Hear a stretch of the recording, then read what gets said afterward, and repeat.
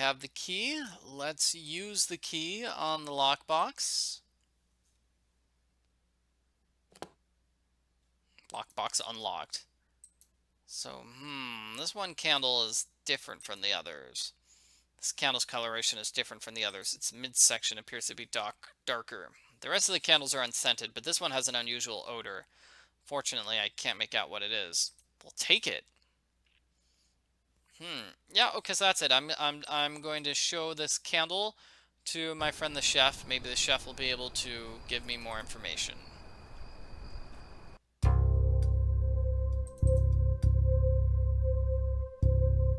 let's see. I'll look at the candle. Well, that's just a close-up of the candle. Doesn't look like... Let's see. The close-up on the candle. I'm gonna take a look at this. Okay, hold on. Can I use an item on it? No, it's just a close-up of the candle. Okay, well in that case, let's just use it on the chef.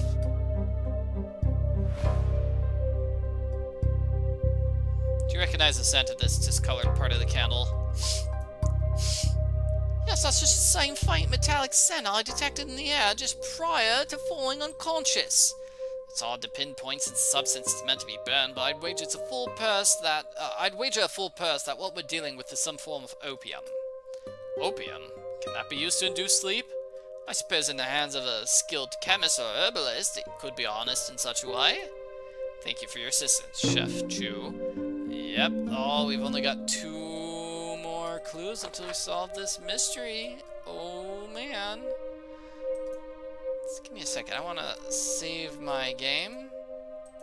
Save my game there. I was going to go back to the title screen. Let's see. Help. I don't need help. How do I go back to the title screen? Do I just hit quit? So this is Detective Dye the Silk Rose Murders. That makes it seem like there's going to be more than one murder in this game. That's what I wanted to check. I'm using my detective skills. Who else would be killed, though? There's a candelabra. Those look like ordinary candles. They sure do. Here's a table. I can't analyze the contents of the meal. I'll just rely on instinct and deduction.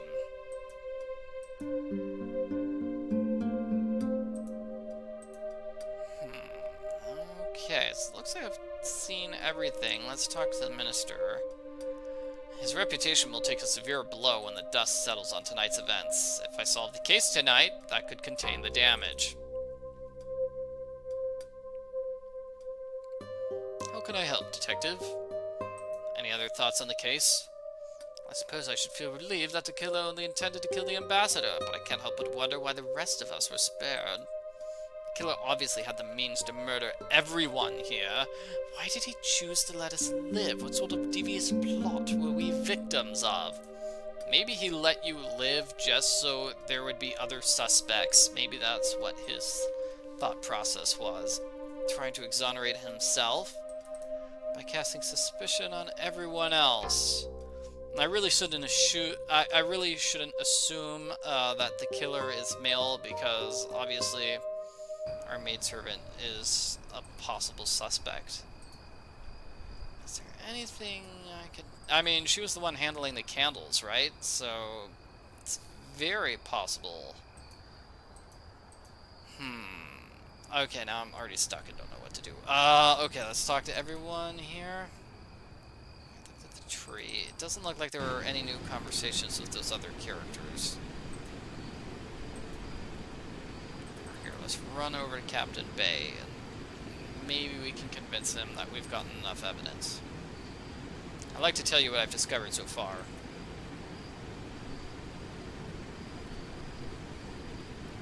It appears I misjudged you, Magistrate Dye.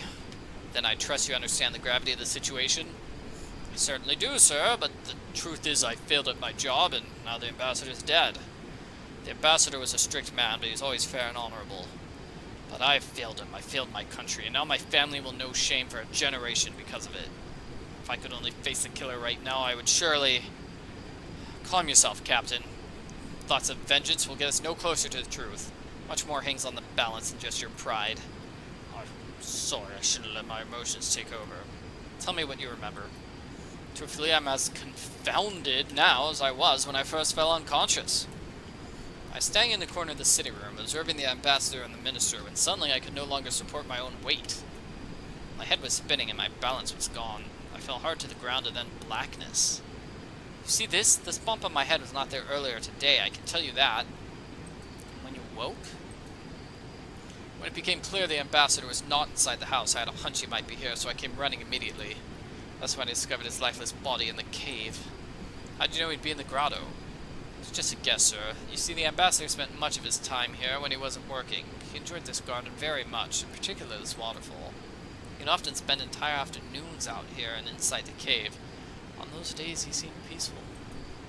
Did anyone ever join him in the cave? No, sir, never. This is the only entrance, and I was always standing guard. At this very spot, in fact, no one else could have gone in without me knowing. What about you? Did you ever join him inside? No, the ambassador made it very clear he's not to be disturbed. I wonder if he was doing something secret inside, like there's a secret cache inside where he hides things. I'll take another look. Was the ambassador his usual self that night? Was there anything weird about him? Ambassador Choi is a very private man. We rarely talked about anything other than official business. But from my vantage point, he did strike me to be especially preoccupied in recent weeks. How so? I can't explain, really. There was just this look in his eyes, like his mind was drifting. You know, like that look on someone's face when they're daydreaming. And of course, all that time he spent in the cave by himself was so strange. I could never understand why he liked it in there so much. Have you seen him like that before? In all my years serving as a personal bodyguard, I can't recall a time where he appeared so distracted. But these last few weeks, something seemed to be bothering him. Did the ambassador have any enemies? In Penglai? I found that hard to believe. Since our arrival 5 months ago, we've resided in a Chinese military base down the road and have rarely ventured beyond those walls.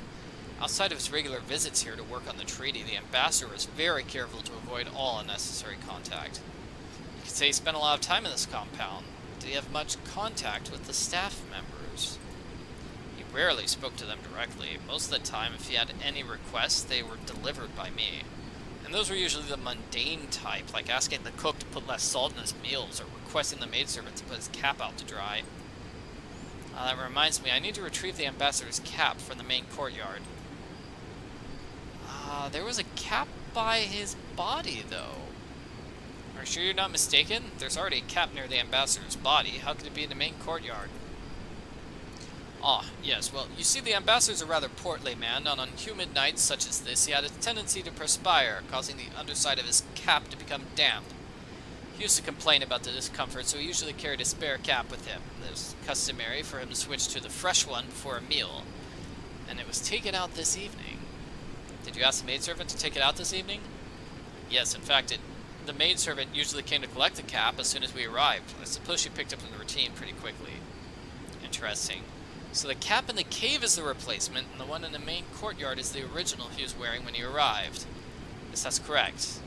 Where exactly can I find the original? I think the maidservant usually puts it on the stone bench by the north wall of the main courtyard. In that case, allow me to retrieve the hat for you, Captain. I'll be sure to return it to you after I've examined it.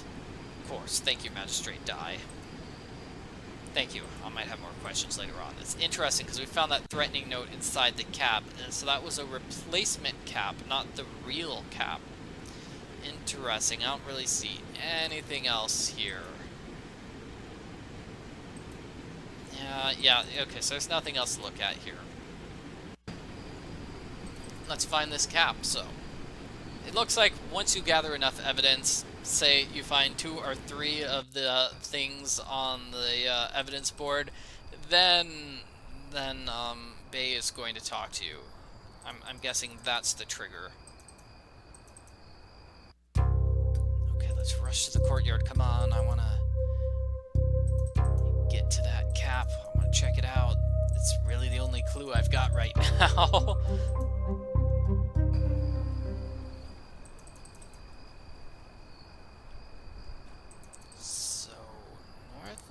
Bench. I don't see it anywhere. Maybe it was the other... Yeah, I don't know. Let's see. Do I have anything new to talk to you about, Sergeant? No. Okay. Well, I guess I misjudged which courtyard is which. We'll try looking again in the other courtyard. Where on earth would that cap be? I didn't mean to click on that, sorry. There are benches here. That's just a table. That was food. That's where they would have been eating.